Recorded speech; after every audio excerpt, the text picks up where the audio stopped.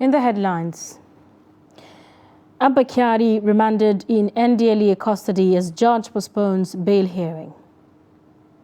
5 die evacuating sand in Kano. National Secretary, Caretaker Committee of APC denies moves to oust Caretaker Chairman Maimala Buni as security operatives mount Secretariat.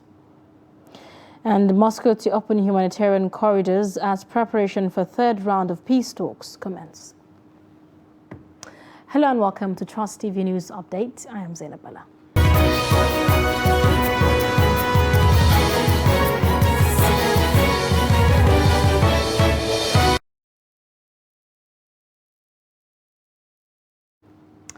Hello and welcome. Now, suspended Deputy Commissioner of Police, DCP Abakadi, who is facing a drug trafficking charge on Monday, begged the Federal High Court sitting in Abuja not to remand him in prison custody.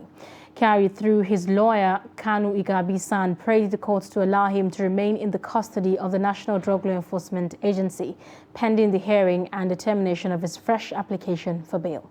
While the embattled DCP, who hitherto headed the police intelligence response team, made the request after he pleaded not guilty to an 8-count charge, the NDLEA preferred against him and 6 others. The 6th and 7th defendants, Umebe and Eziwani, pleaded guilty to the charge read to them before trial judge Emeka Nwite. Meanwhile, the case has been adjourned till March 14th for hearing.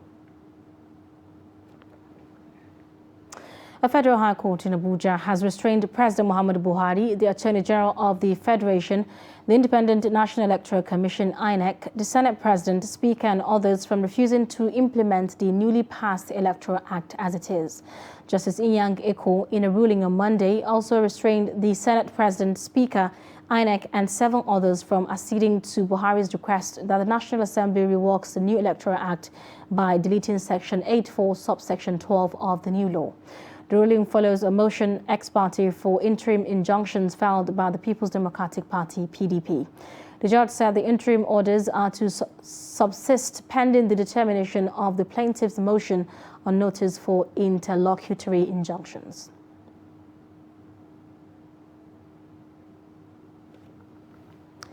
Leadership crisis rocking the ruling All Progressive Congress took a new dimension on Monday when armed security men took over the national headquarters of the party in Abuja.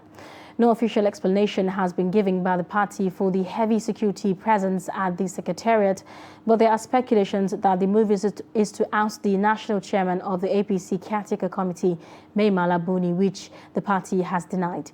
In a statement on Monday, National Secretary of the Caretaker Committee, John Akpanu-Dey, said Buni is still in charge of the party. He said the attention of the party has been drawn to sponsored media reports on an imaginary leadership chance in the All Progressive Congress Caretaker and Extraordinary Convention Planning Committee, describing the report as fake news and should be disregarded. Earlier, the governor of Niger State, Abubakar Bello, arrived at the National Secretariat of the APC and took over the affairs of the party as the new National Caretaker Committee chairman. On arrival, Governor Bello party faithful referred to him as the chairman while he entered into a closed-door meeting with some party chieftains. At least 5 persons have been confirmed dead after they were trapped under a heap of sand at Elemi village in Bichi local government area of Kano State. A statement by the public relations officer of the State Fire Service, Saminu Abdullahi, who confirmed the incident, said the tragic incident happened on Saturday morning. He said the service received a distress call from Bichi Fire Station that puddle trench has covered 5 people trapped while working in a puddle trench to get sand with intention to help their friend who is about to marry to build a house. Abdullahi said the recovered bodies were handed over to the police and the village head of the Elemi for necessary action. Nigerian Army says troops of Operation Hatinkai has eliminated 17 Boko Haram and Islamic State West Africa Province ISWAP terrorists in Damasak, Mumbai local government area of Borno State. The theater commander Operation Hatinkai Northeast Joint Task Force Major General Christopher Musa stated this on Monday in an interview with the news agency of Nigeria in Maiduguri. The commander said the troops engaged a large number of the insurgents when they attacked a forward operational base located along Walada exit gate in the town and met with serious resistance and superior firepower of the gallant troops who engaged them in a heavy gun battle. Meanwhile, the commander said that the unrelenting troops arrested 3 insurgents alive and also recovered motorcycles and other assorted weapons from the encounter on Sunday. Still ahead, federal government is to commence the evacuation of students stuck in Sumy, Ukraine on Monday. The Minister of Foreign Affairs, Geoffrey Onyema, stated this in a tweet on Sunday. Onyema said the announcement follows the Foreign Minister of Ukraine, Shina Alege's approval to establish a humanitarian corridor and authorize evacuation of Nigerian students from Sumy. However, Onyema noted that a major challenge to the evacuation is how to transport the students out of Sumy. The announcement is coming hours after reports of the horrific situation the over 300 Nigerian students in Sumy are facing. Over 300 Nigerian students are said to be stuck in the northeastern city, where they have been largely cut off from the rest of the country owing to the shellings by Russia, which had left part of the city without electricity and water. Similarly, as the Russia-Ukraine crisis enters its 10th day, Nigerians are still being evacuated from Ukraine. Eddie Dombre is the head coach, Lobby Stars, whose family is stranded at the Ukrainian border waiting for evacuation.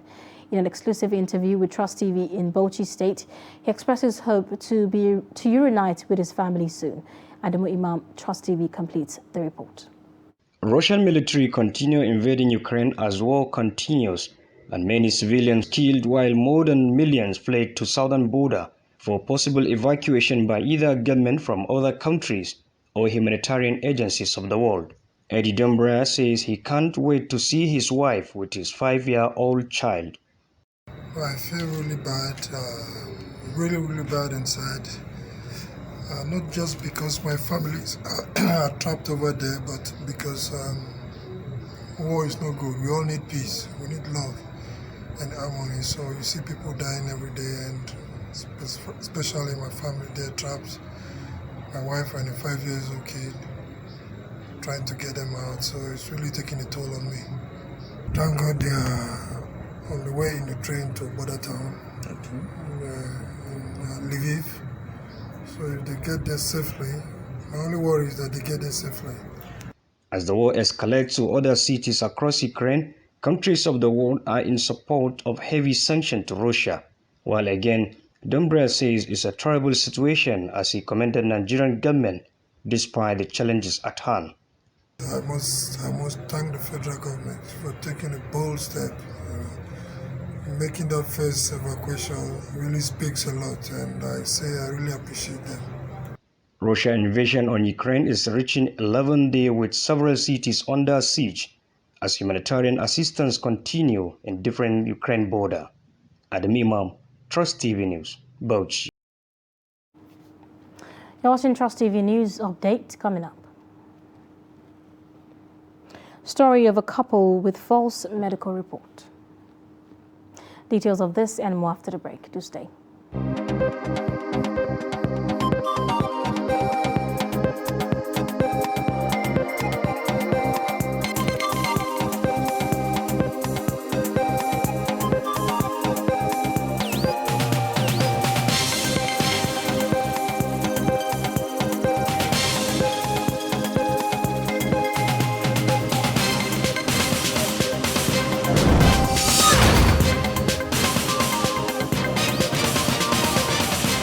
The idea was to give the interim government confidence that there is somebody, a military man, who is well known, who can be accepted.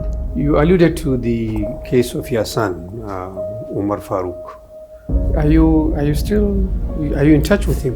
Yes, he phones us 2 times, sometimes 3 times in a month. As always, when I'm talking about late Abiola, I still thank my God for directing me on things to do when he gave me that leadership of this country. Many of you honest Fulanis, you allow this man to cast aspersion on you. You know, Zamfara is the mother of all bandits. The biggest problem, if you permit me, is the fact that we have not been able to get the totality of our citizenry. It's very, very difficult to have a fixed mind like that this one you will hand over to this person because you think you will do better. I don't see myself under no circumstance ever leaving APC for another political party.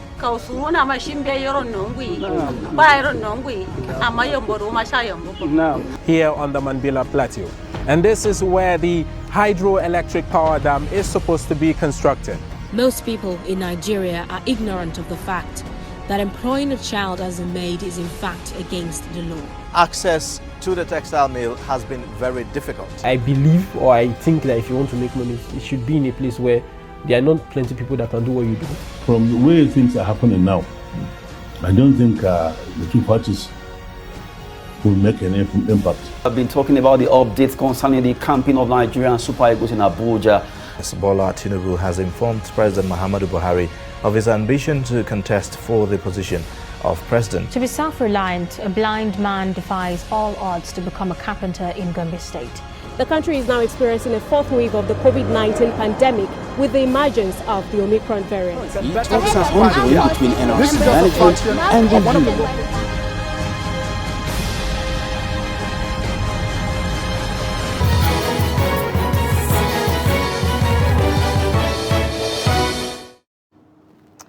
All right, welcome back. If you are just joining us, this is Trust TV News Update. Here are our top stories. Suspended Deputy Commissioner of Police, DCP Abakadi, who is facing a drug trafficking charge on Monday, begged the Federal High Court sitting in Abuja not to remand him in prison custody. At least 5 persons have been confirmed dead after they were trapped under a heap of sand at Yanlemi village in Bichi local government area of Kano State. Still ahead, Nigeria has recorded 17 COVID-19 infections across 4 states and the Federal Capital Territory. The Nigeria Center for Disease Control stated this in its Sunday 6th March update. The NCDC data showed that 28 persons were discharged after they recovered from the infection, with no death, leaving the total number of fatalities at 3,142. In total, over 200,000 cases have been confirmed, with over 200,000 recoveries. Nigeria Center for Disease Control latest epidemiological report shows that Lassa fever killed 98 Nigerians in 15 states in the last 2 months. The report says since the beginning of the year, 40 confirmed cases of Lassa fever were reported from 21 states and 79 local government areas, while 559 persons are currently undergoing treatment at treatment centers across the country, with 38 healthcare workers being infected so far. Meanwhile, a total of 90 confirmed new infections were reported in 1 week between February 21st to 27. Now, Bauchi, Benue, Ebonyi, and Kogi states were parts of the state that recorded similar cases. Sickle cell anemia and disease often affect a child when one or both parents pass the defective form of the gene to a child, which leads to the single cell trait. A false genotype test result has rendered one of the children of a mother of 2 a sickle cell disease carrier. Beryl Barbara Dachi narrates her shock when she found out about her son's condition after she was convinced about safety to marry her spouse. Trust TV's Aisha Saliu visits the troubled family and brings us this report. 7-year-old Nampen, a carrier of the sickle cell disease, is the result of a failed genotype test report issued to his parents. You have to run some tests before you get married. And so we did a genotype test. We did the test before we went to church to tell them about our intentions. We did the test, and then I am AS, my husband was AE. So when we went to church, they said they need their own copy. So we need to do another one between the period. So we had to go to the hospital, but our mistake, I think, was that we went to the same facility to do the test. So my husband's genotype still read AA, and mine was AS. And then we got married. We got a false report. So when we gave birth to him, he was okay, he was all chubby, he eats and everything. But then all of a sudden, he stopped. He weaned himself at 10 months. He stopped sucking, and then he stopped eating. So for like a week or so, we kept trying to give him milk, to give cereal to, but he wouldn't take. Bero Barbara Dapchi, mother of Nampern, still in disbelief, decides to verify her son's condition. My mom suggested we do a genotype test for him, and I was like, it doesn't change. Genotype doesn't change. His father is A and AS. There's no how he has his SS. When I met the pediatrician, somebody referred me to the hospital. We went. He's a very good pediatrician. He examined him, and then he did all the tests. I didn't even tell him to do the test. He did every test. And then he told me that he has sickle cell anemia. We couldn't understand, you get? So we had to go and do another test for the dad, because mine has been consistent since when I was a child. I think I know my genotype, so we did, and then we realized we got a false result from the facility we went to. She goes further to narrate how devastated the family has been. It hasn't been easy, but then our encouragement is that we have to do this for him. It's a different story if we're known and we still went ahead to do it. This is different for us. So we try to be there each time for him, and then we don't really make him feel, we don't have pity on him. We treat him like every other child. Barbara noted that her son's physical development has been greatly affected.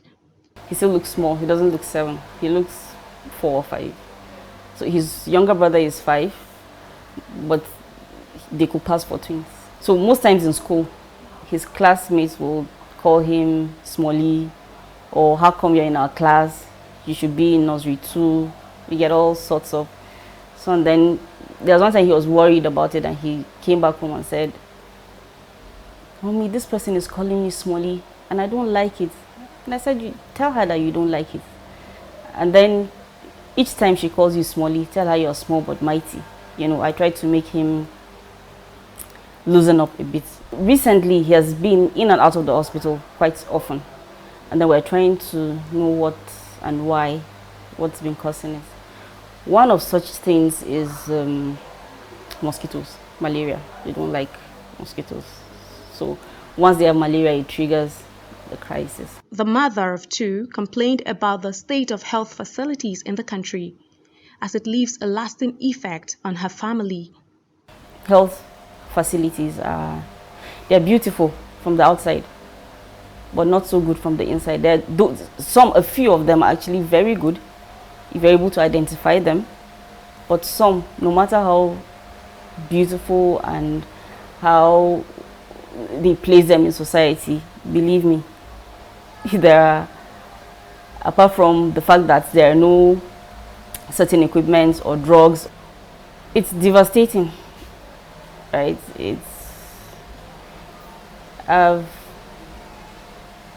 He was recently on admission, and then he was in pain for about 2 to 3 days.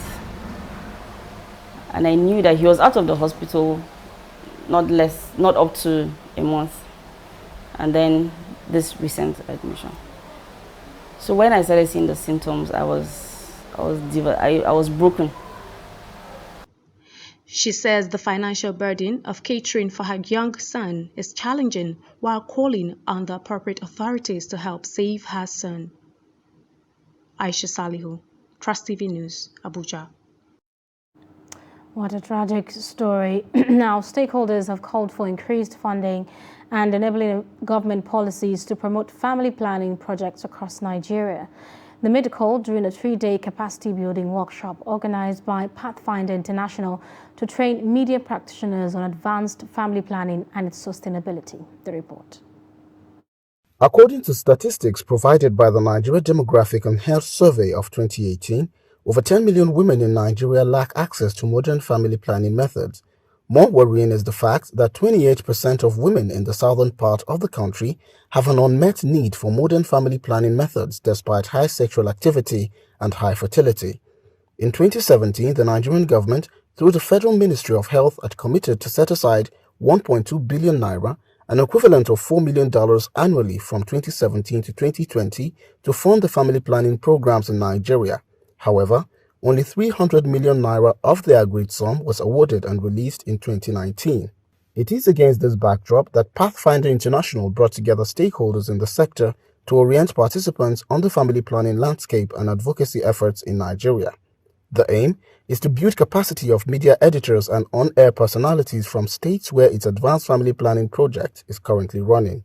It's not about, number of children or stopping children. It's about an individual's reproductive health goals. If my goal is to have 3 children, I want them to be spaced, I want them to be healthy, and I also want to be healthy, and I also want to come out and also do other things as media advocates, as journalists, as those that are the link between information, between the health workers, for instance, and the general public. You have a huge role to play, and that is why I'm happy that you are interested. We felt that we also needed to strengthen the capacity of the media on how to report family planning issues properly. So, and that informed us bringing together gatekeepers who are media editors to come together and get them familiarized with what we are doing at Pathfinder International through the Advanced Family Planning Project to be able to achieve the Family Planning 2030 goal of ensuring that additional 120 women and girls have access to voluntary and quality family planning services. Some members of the advocacy working groups in the advanced family planning states shared some of the challenges encountered when championing the cause for healthier family planning methods. We have the challenge of policy, favorable policy, the issue of visibility, and the issue of funding. As you already know, funding is actually plays very pivotal role, in what happens.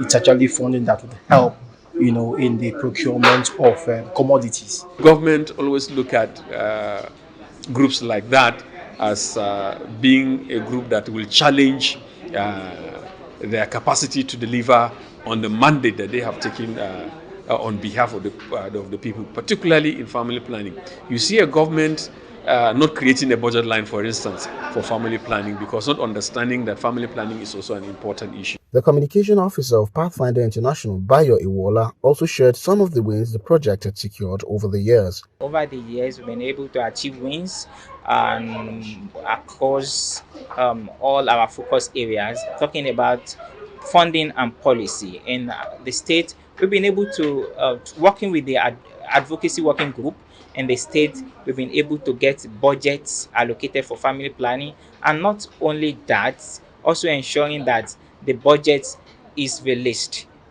to procure commodities for family planning. As it stands, the government is yet to release the 2020 family planning budget of 1.2 billion naira, and the constant delay and inconsistency in fund discharge has created a gap of 2.1 billion naira, making it even more difficult for more women in rural communities to access family planning services and information. Sagir Ibrahim reporting for Trust TV. There you go. And for some business, banks borrowing from the Central Bank of Nigeria fell for the second consecutive month in February by 47% to 666 billion, driven by further improvement in the level of liquidity in the interbank system.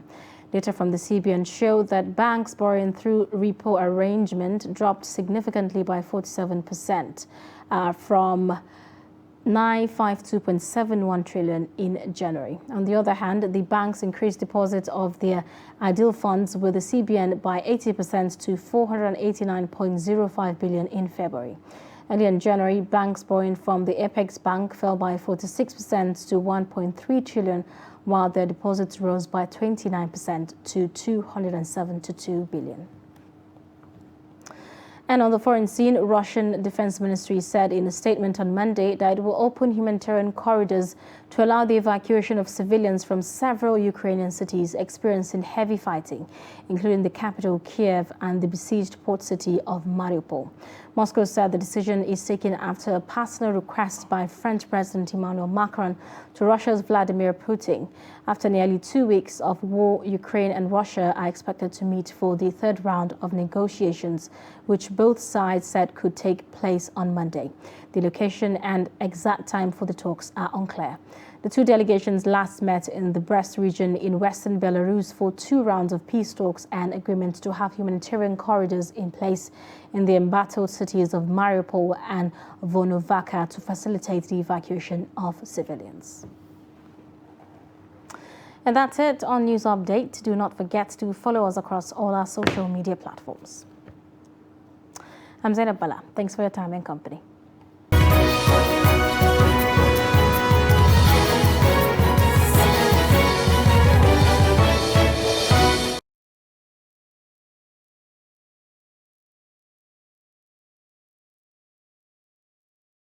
The idea was to give the interim government confidence that there is somebody, a military man, who is well known, who can be accepted. You alluded to the case of your son, Umar Farouk.